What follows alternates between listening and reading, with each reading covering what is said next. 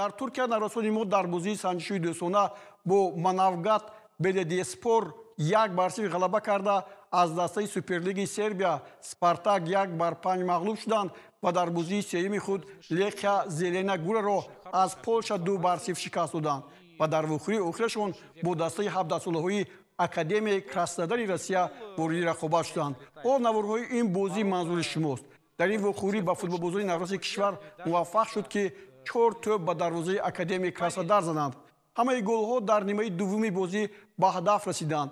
توپ اول را بازیگری دسته اکادمی کراسنودار اشتباهاً با فشار حملگران به دروازه دسته‌اش زد.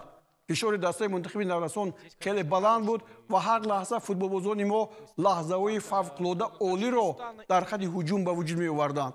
نهایت به امید جفایف میسر شد که حساب را افزاید.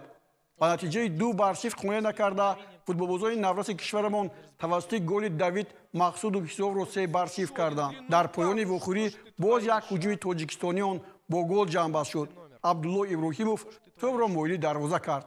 همین طور نوروزهای تاجیکستان غلبه سوم خود را در دوره آمادگی به جام آسیا 2025 به دست آورده به تاجیکستان برگشتند. من درباره آمادگی‌ها در ترکیه گفتنیم که خیلی خوب گذشتند و در 4 بازی که داشتیم 3 پیروزی و 1 باخت نصیبمون گردید. در بازی که ما مغلوب شدیم نوروزان ما خیلی عالی بازی کردند اما به خطاهای انفرادی راه دادند.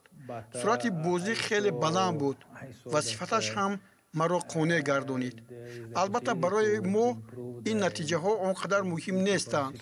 ما برنامه مخصوص داشتیم که جهت جسمانی و فنی و تاکتیکی فوتبالبازان ما را سنجیم.